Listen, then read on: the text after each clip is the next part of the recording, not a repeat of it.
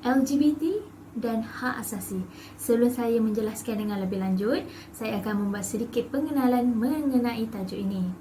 Seperti yang kita tahu, isu gejala sosial adalah salah satu kebimbangan paling mendesak di sesetengah negara, termasuk negara Malaysia. Manakala di peringkat antarabangsa, semakin banyak negara juga telah mendedahkan perkara ini dengan beberapa negara yang terus menganggap perbuatan ini sebagai jenayah jika ianya dilakukan secara terbuka. Walau bagaimanapun, perbuatan ini juga telah ditetapkan sebagai pelanggaran secara teori dan perundangan yang sedia ada di Malaysia berhubung gejala LGBT yang dilihat sebagai samar-samar. Serentak dengan itu, beberapa pihak juga telah menampilkan ataupun mengetengahkan isu ini sebagai cara untuk menangani melalui pelbagai cara seperti melalui seminar, perbintangan dan inisiatif kesedaran. Secara amnya, golongan LGBT ini juga adalah golongan yang menghadapi kekeliruan identiti. Dan juga kebanyakan golongan transseksual ianya menganggap diri mereka terperangkap dalam fizikal jantina yang berlawanan dengan minda dan perasaan mereka. Kebanyakan sejarah juga telah membuktikan bahawa kelahiran golongan transgender di Malaysia melalui pengaruh barat. Secara amnya, ianya tiada spesifik tahun yang boleh kita tetapkan di mana-mana penulis berkaitan dengan sejarah kelahiran transgender di Malaysia. Seperti yang kita tahu, sejarah dahulu juga telah membuktikan bahawa zaman Nabi Lut alaihissalam juga telah terjadinya peristiwa hubungan sejenis antara lelaki dengan lelaki dan telah meninggalkan perempuan. Bagaimanapun, usaha ini juga telah dilihatkan sebagai tidak berkesan dan mendorong komuniti LGBT dan parti pro-LGBT untuk menjadi lebih militan dan secara terbuka untuk menyokong tingkah laku LGBT sebagai satu bentuk kebebasan peribadi. Oleh itu, tujuan perbincangan kami mengenai tajuk ini adalah untuk membincangkan kesan daripada perlakuan LGBT, cara untuk mengatasi mengikut pandangan Islam, hak asasi golongan LGBT serta cabaran dalam mendepani isu ini. Baiklah, saya akan menjelaskan definisi LGBT mengikut istilah umum. LGBT ialah singkatan kepada lesbian, gay, bisexual dan transgender. Mereka ini merupakan golongan yang telah melanggar perintah Allah dengan mengubah fizikal mereka dan melakukan hubungan sesama jenis. Dan juga lesbian pada asalnya ia dinamakan sebagai sempena Pulau Lesbos di tengah laut Aegean, dan hanya wanita yang tinggal di pulau tersebut. Tidak kira siapa yang dilahirkan di sana, nama Lesbos akhirnya akan ditambahkan kepada nama tersebut. Konsep ini kemudiannya berkembang menjadi hubungan seksual antara wanita termasuk tarikan seksual. Tingkah laku ini juga mempengaruhi naluri sehingga keperluan hidup dilihat tidak perlu dalam hubungan antara sepasang manusia yang berlainan jantina. Pengaruh lesbian ini juga mungkin disebabkan oleh kecenderungan tekanan persekitaran yang akhirnya mempengaruhi otak dan membawa kepada kesimpulan bahawa lelaki adalah pasangan yang mempunyai banyak kesan negatif. Seterusnya, istilah gay pula merujuk kepada perlakuan seks sejenis yang diamalkan oleh lelaki. Istilah gay pada awalnya bermaksud cerita, gembira atau tenang. Namun, disebabkan adanya perasaan sesama lelaki, ia dianggap sebagai sesuatu yang menggembirakan dan ia bertukar kepada perlakuan seks atau tarikan seks sesama lelaki. Istilah bisexual atau duiseks merujuk kepada perasaan seksual yang tertarik kepada kedua-dua jantina iaitu lelaki dan wanita. Ada pendapat yang mengatakan kecenderungan seksual ataupun orientasi seksual seseorang itu mungkin berada di antara heteroseksual kepada homoseksual.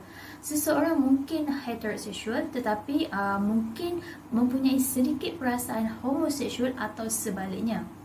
Heteroseksual ialah hubungan seks sesama orang-orang yang berbeza jantina. Manakala homoseksual pula merujuk kepada seksual antara individu yang sama jantina. Akhir sekali, abjad T iaitu transgender atau penukaran jantina. Menurut Rohailiza Kasim, seksual bukan hanya bergantung kepada struktur dan fisiologi kelamin seseorang itu, malah ianya terutamanya bergantung kepada perasaan. Setiap orang mempunyai kesedaran fisiologi yang wujud dengan tentang jantinanya, sama ada dia fikir dia itu adalah perempuan ataupun lelaki. Identiti jantina adalah salah satu kehidupan setiap orang. Apakah yang akan digunakan oleh orang ramai untuk menangani identiti jantina mereka? Sebagai contoh, seseorang yang mempunyai ciri-ciri fisiologi alat kelamin lelaki akan hidup dengan merasakan dirinya adalah seorang lelaki. Namun, bagi golongan transgender, jika mereka dilahirkan dengan alat kelamin lelaki, mereka akan berasa seperti seorang wanita. Keadaan ini akan menjadi lebih rumit apabila mereka seolah-olah terpaksa menjalani kehidupan jantina yang bertentangan dengan naluri mereka sendiri. Oleh itu, hal ini juga mengakibatkan golongan ini ingin melakukan pembedahan penukaran jantina bagi mengikut naluri mereka. Oleh itu, timbullah pula isu penukaran jantina dan ianya perlu dilihat dengan lebih mendalam oleh semua pihak termasuk ulama dan jabatan pendaftaran serta pelbagai pihak lain kerana ianya merupakan salah satu isu yang sangat rumit bagi menguruskan hal tersebut. Seterusnya, definisi mengikut perspektif Undang-Undang Islam. Nampak jelas bahawa perbuatan LGBT ini adalah dilarang di bawah hukum syara. Dengan melakukan perubahan pada diri dan badan, menurut Islam ianya adalah melanggar prinsip agama. Dan mengubah jantina sama ada lelaki kepada perempuan atau perempuan kepada lelaki adalah jelas dilarang dan bertentangan dengan syariat Islam. Ini adalah kerana aktiviti sebegini didorong semata-mata oleh hawa nafsu, disesatkan oleh godaan syaitan dan tidak berasa bersyukur dengan ganjaran ciptaan sendiri dan termasuk dalam kategori mengubah suai ciptaan Tuhan. Iran, Yaman, Arab Saudi, Sudan, Nigeria dan Mauritania adalah antara negara yang telah melaksanakan hukuman mati bagi aktiviti gay serta hukuman jubana bagi pesalah muda yang telah melakukan perbuatan homoseksual. Larangan Islam terhadap homoseksualiti ini menunjukkan bahawa LGBT adalah lebih daripada kebimbangan moral di mana ianya memberi kesan langsung kepada amalan agama umat Islam dalam kunci kira-kira Islam sebagai al-din. Amalan homoseksual ini dikutuk secara nyata dalam Al-Quran dan hadis. Kehidupan sosial umat Islam akan menjadi kucar-kacir jika kumpulan LGBT ini diiktiraf dan perkahwinan sejenis dibenarkan. Malah, kebanyakan peraturan Islam seperti aurat, perkahwinan, nasab atau keturunan, faraid iaitu pembahagian harta pusaka dan lain-lain serta mempunyai kaitan tersebut dengan intipati penentuan jantina manusia. Perubatan dan aktiviti ini berkaitan komuniti LGBT adalah melanggar undang-undang dan peraturan syariah. Sistem perundangan Malaysia juga telah menyediakan undang-undang Islam di semua negeri di negara ini dan ianya diguna pakai kepada semua orang Islam. Aktiviti liwat lelaki yang berpura-pura perempuan, perempuan yang berpura-pura menjadi lelaki, musyahakoh, jantina asing, perhubungan jenis luar tabii, pondan dan hubungan seksual antara sesama jantina, semuanya telah dinyatakan dengan jelas sebagai kesalahan di bawah Undang-Undang Kesalahan Jenayah Syariah negeri-negeri. Maka kesemua berikut adalah terkandung sebagai peruntukan kesalahan yang terdapat di dalam setiap akta, enactment dan ordinan negeri-negeri di seluruh Malaysia. Baiklah, sekarang saya akan kongsikan kesan LGBT kepada individu, keluarga dan juga masyarakat dari beberapa sudut. Seperti yang kita sedia maklum, perlakuan golongan LGBT ini sememangnya banyak mendatangkan kesan buruk, terutamanya dari segi kesihatan, di mana terdapat peningkatan penyakit AIDS dan HIV dalam kalangan yang mengamalkan hubungan sesama jenis. Penyakit ini kemudiannya berjangkit dan menular dalam kalangan golongan homoseksual.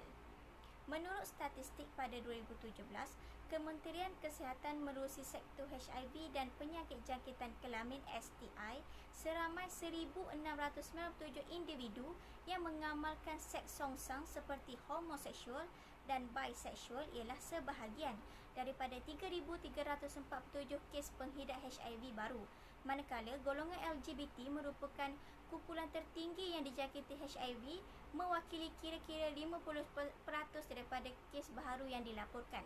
Seperti yang kita ketahui, penyakit ini merupakan penyakit yang sangat berbahaya kerana sehingga kini tiada penawar yang mampu menyembuhkan penyakit HIV. Dan satu-satunya usaha yang dapat dilakukan ialah dengan mengambil langkah pencegahan. Selain daripada HIV, terdapat juga penyakit lain yang berpunca daripada aktiviti seks songsang dikenali sebagai penyakit sifilis. Penyakit ini mempunyai beberapa tahap iaitu dikenali sebagai primary, secondary dan tertiary. Namun, penyakit ini dianggap biasa kerana kesan yang dapat kita lihat mengambil masa yang lama, di mana tahap tertiary akan muncul dalam masa 10 hingga 30 tahun selepas penyakit terkena jangkitan pertama. Selain itu, pada peringkat primary dan secondary pula, pesakit hanya akan mengalami kesan yang biasa seperti demam, ruam, pening dan sebagainya. Namun begitu, penyakit ini tidak seharusnya dianggap biasa kerana pesakit yang menghidap penyakit sifilis berkemungkinan besar untuk menghidap penyakit HIV. Baiklah, yang keduanya pula ialah dari segi masalah psikologi. Golongan LGBT ini lebih cenderung untuk berhadapan dengan masalah psikologi seperti tekanan perasaan, kemurungan dan tingkah laku ketagihan. Antara punca yang dapat kita kaitkan ialah mereka mengalami tekanan kerana perspektif negatif masyarakat terhadap mereka. Golongan ini sering dipandang serong dan dipulaukan oleh masyarakat. Sebagai contoh, masyarakat menganggap mereka sebagai pencetus masalah kerana perlakuan mereka mampu mempengaruhi golongan belia remaja yang mempunyai sikap ingin tahu dan berani mencuba. Perlakuan golongan ini secara tidak langsung menjurus golongan belia ke arah tingkah laku yang tidak sihat, perubahan gaya hidup dan sebagainya. Perspektif negatif sebegini menyebabkan golongan ini berasa tersisih dan tidak layak untuk bergaul dengan masyarakat sekeliling. Perkara ini juga membuatkan mereka lebih merasa selesa apabila bergaul dengan golongan seperti mereka sahaja dan membuatkan mereka semakin hanyut dalam dunia mereka. Selain itu, golongan ini juga sering merasa kebimbangan yang keterlaluan. Mereka bimbang sekiranya dijangkiti HIV akibat daripada perlakuan songsang mereka. Namun, mereka tidak dapat mengelak kerana merasa ketagih dengan perlakuan tersebut. Keadaan ini menjadi lebih parah apabila mereka betul-betul disahkan menghidap penyakit HIV dan AIDS. Keadaan ini menyebabkan mereka semakin disisihkan dan secara tidak langsung boleh menyebabkan mereka mengalami masalah kemurungan yang amat teruk. Di samping itu, ada juga di kalangan mereka berasa bimbang sekiranya ibu bapa atau ahli keluarga yang mengetahui akan gaya hidup songsang mereka sebagai seorang gay ataupun lesbian. Mereka bimbang sekiranya keluarga tidak dapat menerima hakikat setelah mengetahui hal yang sebenar dan malu untuk mengaku mereka sebagai ahli keluarga. Kesan yang ketiga pula ialah timbul isu kecelaruan dalam institusi kekeluargaan. Sebagai contoh, Perkahwinan sesama jenis tidak mampu membawa hubungan tersebut kepada tujuan asal perkahwinan, iaitu untuk melahirkan zuriat. Namun begitu, bagi setengah pasangan sesama jenis, mereka mengambil insentif seperti melakukan permanian beradas bagi membolehkan mereka mendapatkan anak. Namun begitu, kaedah ini amat bertentangan dengan ajaran Islam kerana nasab keturunan tidak dapat ditentukan. Perkara ini juga dapat memberi kesan kepada anak-anak mereka kelak kerana institusi keluarga mereka yang bercelaru dan tidak jelas disebabkan hubungan yang bertentangan dengan fitrah manusia. Sebagai contoh, secara umumnya seorang lelaki menggalas tanggungjawab sebagai seorang suami dan juga bapa dalam sesebuah perkahwinan. Begitu juga dengan wanita yang menggalas tanggungjawab sebagai seorang isteri dan seorang ibu. Namun bagi pasangan sesama jenis, anak-anak mereka akan keliru dengan institusi keluarga mereka yang sebenarnya mereka mempunyai ibu dan bapa yang berjantina sama. Selain itu, kesan jangka masa panjangnya pula, kita dapat melihat masyarakat kita akan mengalami krisis genetik kerana tidak akan wujud lagi sistem perkahwinan yang boleh melahirkan zuriat. Kesan terakhir yang ingin saya kongsikan ialah kesan kepada masyarakat. Apabila kita membicarakan perkara berkaitan golongan LGBT ini, secara tidak langsung kita dapat menjangkakan perkara ini semestinya akan meninggalkan kesan kepada masyarakat sekeliling. Masyarakat tidak terkecuali daripada terkena tempias akibat daripada perbuatan golongan LGBT. Antara perkara yang dapat kita kaitkan ialah peningkatan penyakit-penyakit berbahaya seperti HIV dalam golongan LGBT menyebabkan masyarakat kita merasa bimbang dan tidak selamat. Selain daripada itu juga, masyarakat kita dipandang serong oleh masyarakat negara lain dan dianggap sebagai masyarakat yang tidak bermoral, tiada pegangan agama dan membawa masalah kepada golongan sejagat. Hal ini akan merendahkan martabat sesebuah masyarakat, khususnya negara kita yang menjadikan Islam sebagai agama rasmi. Saya akan menceritakan dan menerangkan cara-cara mengatasi golongan LGBT ini mengikut pandangan Islam. Gerakan LGBT ini telah menyalahi garis panduan dan hukum hakam agama Islam, dan perkara ini lebih merumitkan lagi kerana gerakan ini sudah sampai di negara kita dan memberi kesan yang buruk di Malaysia, dan lebih-lebih lagi ia akan menjejaskan lebih ramai umat Islam di sini. Menurut firman Allah melalui surah Hud ayat 78 yang memberi maksud, dan kaumnya pun datang meluru kepadanya dengan tujuan hendak mengganggu tetamunya. Sedang mereka sebelum itu sudah biasa melakukan kejahatan. Nabi Lut berkata, "Wahai kaumku, di sini ada anak-anak perempuanku, mereka lebih suci bagi kamu. Maka berkahwinlah dengan mereka. Oleh itu, takutlah kamu kepada Allah dan janganlah kamu beri malu kepadaku mengenai tetamu-tetamuku. Tidakkah ada di antara kamu seorang lelaki yang bijak berakal yang dapat memberi nasihat?" Seterusnya, Nabi Muhammad SAW juga pernah berkata, Allah akan melaknat siapa sahaja yang melakukan perbuatan kaum Lut dan baginda mengulanginya sebanyak 3 kali. Seterusnya, baginda juga berkata, sesiapa sahaja yang engkau dapati mengerjakan perbuatan homoseksual, maka bunuhlah kedua pelakunya.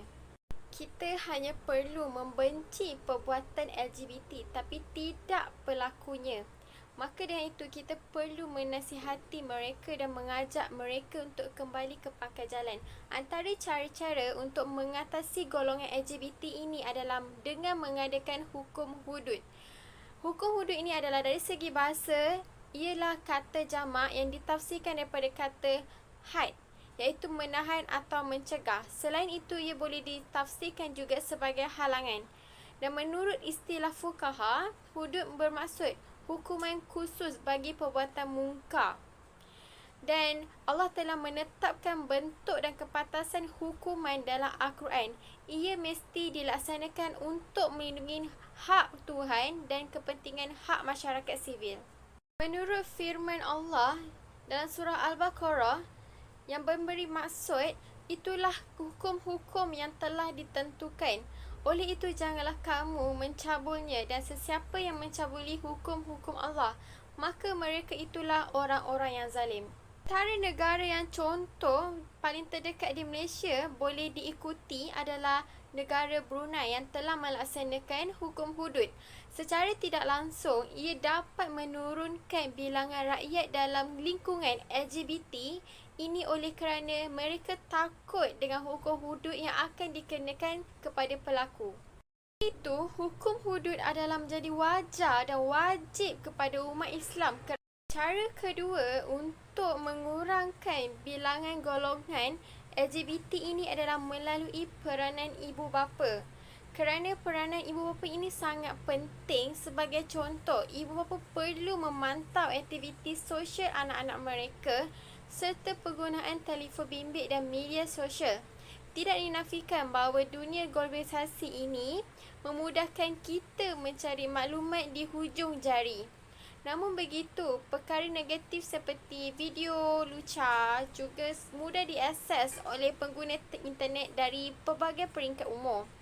Seterusnya, memantau dan mengenali rakan kepada anak-anak kerana pengaruh rakan sebaya juga menjadi satu punca perkembangan isu LGBT ini. Oleh itu, ibu bapa perlu memastikan anak-anak mereka tidak terbelenggu dan dipengaruhi dengan perkara-perkara ini. Dalam hal ini, ibu bapa sangat memainkan peranan penting kerana mereka adalah individu dan anggota yang terdekat dengan anak-anak. Ibu bapa perlu bersikap mesra dan bersahabat serta menjaga hubungan yang erat kepada anak-anak dengan mengenal pasti segala aktiviti anak-anak sejak kecil lagi. Cara yang ketiga adalah cara yang tidak asing lagi oleh setiap negara, iaitu dengan mengadakan kempen kesedaran untuk membanteras amalan LGBT. Hal ini kerana terdapat di sesetengah universiti sebilangan kecil pelajar menubuhkan kelab gay bawah tanah tanpa pengetahuan pihak berkuasa universiti. Selain itu, di Malaysia juga terdapat beberapa pertubuhan bukan kerajaan dan badan bukan kerajaan yang memperjuangkan LGBT ini. Kerajaan Malaysia didesak oleh kuasa PBB untuk mengiktiraf dan membenarkan tingkah laku gay dan biseksual di Malaysia atas nama kebebasan, supaya dengan ini suku akan bertindak bebas. Dengan perkembangan isu LGBT sebegini di Malaysia, kerajaan perlu lebih kerap menjalankan kempen publicity untuk memerangi tingkah laku LGBT demi menyedarkan masyarakat tentang larangan Allah SWT dan keburukan LGBT. Pelbagai pihak maupun pertubuhan bukan kerajaan (NGO) telah melancarkan kempen publicity aktif untuk memberitahu rakyat bahawa aktiviti dan tingkah laku LGBT ini akan memudaratkan kesihatan dan agama, serta ia adalah dilarang sama sekali. Selain itu, kerajaan harus melancarkan kempen banteras LGBT di setiap sekolah dan universiti supaya pelajar dapat memahami apa yang dilarang oleh Allah dan kejahatan LGBT yang boleh merosakkan jiwa dan agama Islam. Pelajar masih muda dan mudah berubah, maka kerajaan perlu lebih banyakkan menjalankan kempen seperti ini ke setiap sekolah, universiti untuk mereka berfikir dan melakukan perkara yang betul untuk masa depan mereka. Apakah isu semasa terhadap golongan LGBT? Yang pertama adalah daripada laporan media. Isu LGBT sering muncul dalam berita media arus perdana. Di negara Malaysia, masyarakat kita pernah dikejutkan dengan berita Alif Alfian Rusli, pelajar perubatan yang dibiayai oleh Perbadanan Petroleum Nasional Malaysia, dilaporkan hilang oleh keluarganya pada 2009. Kemudian didapati bahawa dia telah berkahwin dengan lelaki Island dan menetap di sana. Seterusnya, pada tahun 2019, negara kita dikejutkan dengan lagi satu fenomena yang melanggar undang-undang syariah dan boleh merendahkan martabat Islam sebagai agama rasmi Malaysia, di mana Memetik laporan berita harian pada 9 Mac, sekumpulan penyokong LGBT berkumpul secara haram berhampiran gedung membeli belah Sogo di Kuala Lumpur dan kemudian pergi ke Masjid Jami' untuk menuntut hak golongan LGBT diberikan sama seperti orang lain. Penyokong tersebut juga memegang bendera pelangi yang menjadi lambang kumpulan tersebut. Yang kedua adalah daripada penggiatan dalam sektor kesenian dan kecantikan. Antara golongan yang boleh mempengaruhi golongan muda adalah dalam bidang kecantikan dan industri kreatif kerana penampilan mereka yang wajar di dunia tersebut. Golongan ini giat menjual produk kecantikan di pasaran Malaysia, terutamanya produk kecantikan luaran dan dalaman wanita. Sebagai contoh, di negara Malaysia ada desakan agar masyarakat memboikot produk kecantikan keluaran segelintir selebriti seperti Syafiz Ilyas, Sifu Kunyit dan Sajat kerana unsur LGBT turut disebar secara tidak langsung melalui promosi barangan kosmetik mereka. Oleh itu, sebagai pengguna, kita haruslah lebih memberi perhatian apabila membeli produk ini. Cara terbaik adalah dengan menentang sekatan produk dan agensi komunikasi mereka. Yang ketiga adalah daripada komen individu dari ahli parlimen. Dalam membendung gejala songsang ini, seorang dari ahli parlimen Pasir Mas, Ahmad Fazi Syahri, telah memberi kenyataan bahawa pengiktirafan kepada jantingan ketiga ini tidak boleh. Tidak ada sebarang toleransi dan tolak ansur kepada mereka yang terlibat dengan transgender ini. Selain beliau, Ketua Muslimat PAS Nuridah Muhammad Saleh berpendapat sebaliknya berhubung dengan isu golongan LGBT. Kenyataan beliau menyatakan bahawa sikap tegas yang diambil oleh mereka adalah bersikap kebencian dan pemusuhan. Beliau justru mencadangkan gejala ini harus dibendung dengan usaha atau tindakan kasih sayang untuk menyelamatkan mereka daripada terus terjebak dengan kekeliruan gender dan dosa, katanya melalui Malaysia Kini.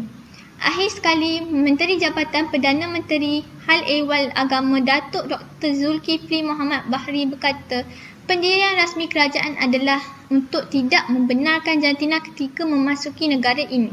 Beliau berkata bahawa jantina ketiga harus ditolak kerana kedudukan Malaysia menolak dasar luar kerajaan Amerika Syarikat yang baharu untuk mempromosi hak asasi LGBT.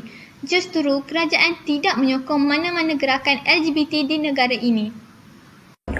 Okey, seterusnya ialah hak asasi bagi golongan LGBT.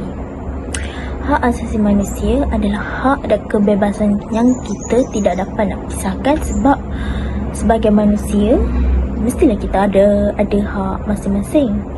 Hak ni macam contohnya melindungi maruah sebagai individu dan harga diri untuk kebaikan individu tersebut. Sebaliknya, bagi golongan LGBT ini wajar ke tak untuk kita bagi hak kepada dorang sendiri? Seperti macam kita nampak sekarang, golongan LGBT dah semakin berani dan aktif menuntut hak mereka supaya diiktiraf dalam Malaysia. Isu ini mendapat pelbagai reaksi dan pendapat dari pelbagai banyak pihak. Sebagai contoh, Joe Biden yang merupakan Presiden Amerika Syarikat telah mengarahkan semua agensi kerajaan di luar negara untuk mempromosikan golongan LGBT di luar negara. Tindakan ini diambil kerana menganggap tiada diskriminasi dan meletakkan hak asasi golongan ini pada tahap yang lebih tinggi. Selain itu, terdapat beberapa negara yang telah mengiktiraf perkahwinan sejenis, antaranya ialah Kanada dan Spain. Walau bagaimanapun, Malaysia yang menjadikan Islam sebagai agama rasmi telah menolak dasar iktiraf LGBT yang disarankan oleh Amerika Syarikat. Hal ini kerana ianya jelas bertentangan dengan syariat Islam. Tun Dr. Mahathir Mohamad menyatakan konsep kekeluargaan di negara kita iaitu Malaysia kekal sebagai pasangan lelaki dan wanita yang berkahwin, seterusnya mempunyai anak termasuk anak angkat. Dan seterusnya ialah cabaran dalam mendempani isu LGBT. Lebih membimbangkan apabila wujud banyak usaha daripada pelbagai pakar di seluruh dunia untuk mempertahankan dan mempromosikan hak LGBT. Ini membuktikan bahawa masalah yang dikaitkan dengannya ialah fenomena global. Usahalah memperjuangkan kempen terkutuk LGBT ini kerana ianya menentang sama sekali budaya, tradisi, kepercayaan dan agama di Malaysia maupun negara yang mempunyai penduduk majoritinya adalah Islam. Menurut syariah Islam dan Undang-Undang Sivil Malaysia, jenayah sebegini tertakluk kepada hukuman jenayah. Undang-undang anti maksiat biasanya berkait rapat dengan tingkah laku dan standard etika yang dianggap sebagai perkara peribadi. Walaupun begitu, ia tetap menjejaskan kesucian agama, mengancam keamanan dan menjejaskan moral dan etika masyarakat. Selain itu, menyelesaikan masalah LGBT ini juga menghadapi pelbagai cabaran. Contohnya, terdapat sebilangan masyarakat telah mengecam pihak berkuasa agama yang mencaburi urusan peribadi dan kebebasan mereka ketika menangkap dan menyiasat jenayah moral yang disyaki. Sebaliknya, pegawai penguatkuasa agama sendiri kurang pengetahuan dan latihan dalam penguatkuasaan undang-undang terutama yang baru dilantik ke jawatan itu. Dan kredibiliti mereka juga bermasalah. Walau bagaimanapun, kaki tangan yang berpengalaman dipindahkan ke jabatan lain kerana permohonan kenaikan pangkat atau pertukaran dan mereka tidak dapat menggunakan semua kemahiran yang mereka ada dan pengalaman yang mereka dalam operasi penyiasatan dan pengumpulan bukti. Berdasarkan perkara yang telah dibincangkan, apa yang dapat disimpulkan ialah pengaruh LGBT merupakan hal yang perlu dititik beratkan oleh semua pihak. Hal ini kerana peningkatan golongan ini saban hari memberi impak yang cukup dahsyat kepada masyarakat sejagat. Ianya ibarat wabak yang akan mengancam kesejahteraan masyarakat. Oleh itu, pihak berkuasa perlulah membuka mata tentang isu ini dengan mengambil tindakan yang sewajarnya dan tidak mengambil keputusan yang singkat dengan mengiktiraf golongan ini atas dasar menolak diskriminasi. Usaha yang dilakukan oleh golongan ini untuk diiktiraf bukanlah usaha yang memperjuangkan hak asasi dalam erti kata sebenar. Usaha yang mereka lakukan adalah disebabkan nafsu semata. Keputusan untuk menolak pengiktirafan golongan ini mungkin menghadapi tentangan yang hebat. Namun, kita sedar bahawa ianya banyak mendatangkan kesan buruk terhadap individu, keluarga dan juga masyarakat. Di sini saya ingin kongsikan beberapa cadangan yang wajar dilaksanakan. Pertama sekali adalah dengan memberi kesedaran tentang LGBT sejak di bangku sekolah lagi. Pendedahan awal seperti ini mampu mencegah para belia agar tidak terjebak dan terpengaruh dengan aktiviti yang tidak sihat pada masa yang akan datang. Yang kedua, pemantauan dari segi media elektronik juga perlu dilaksanakan. Mengikut kajian Abdul Aziz Muhammad Zain, pengaruh kerajaan khususnya Kementerian Komunikasi dan Multimedia Malaysia amat penting bagi memastikan paparan gaya hidup LGBT di kaca TV dan media elektronik adalah dilarang. Seterusnya, pemantauan juga harus dilakukan ke atas media yang berbahasa Inggeris. Yang ketiga, Kementerian Dalam Negeri juga harus memantau secara sensitif buku-buku yang memasuki pasaran berunsur gaya hidup yang negatif. Kerajaan juga perlu mengambil tindakan tegas terhadap pertubuhan bukan kerajaan NGO berasaskan homoseksual yang mempromosikan gaya hidup LGBT. Seterusnya, golongan agamawan juga perlulah mempergiatkan usaha dakwah dalam golongan masyarakat. Hal ini kerana pemantapan diri dari segi ilmu agama merupakan benteng yang dapat menghalang diri daripada terjebak dengan perlakuan yang menjurus kepada kemurkaan Allah Subhanahu Wa Taala. Aktiviti dakwah yang dilakukan secara berterusan dan disampaikan dengan cara yang menarik mampu menarik minat masyarakat untuk mendalami agama. Akhir sekali ialah usaha dari pihak pengamal perubatan. Doktor bertanggungjawab untuk mendidik pesakit, individu dan komuniti tentang konsep pencegahan awal penyakit serta mengenal pasti risiko penyakit supaya jika wabak berlaku, Penularan dan risiko penyakit dapat dikawal dengan lebih awal sebelum ianya merebak ke skala yang lebih besar. Ketiadaan aktiviti dan maklumat pencegahan penyakit akhirnya akan membebankan bukan sahaja mereka yang sakit, malah ahli keluarga dan masyarakat yang sihat. Dalam erti kata lain, doktor memainkan peranan sebagai ejen dalam mengubah persepsi individu untuk melindungi kesihatan awam. Oleh itu, jelaslah dengan adanya usaha dari pelbagai pihak serta pelaksanaan cadangan yang berterusan mampu membendung masalah LGBT dalam kalangan masyarakat kita dan mampu mencapai matlamat negara sihat pada masa yang akan datang.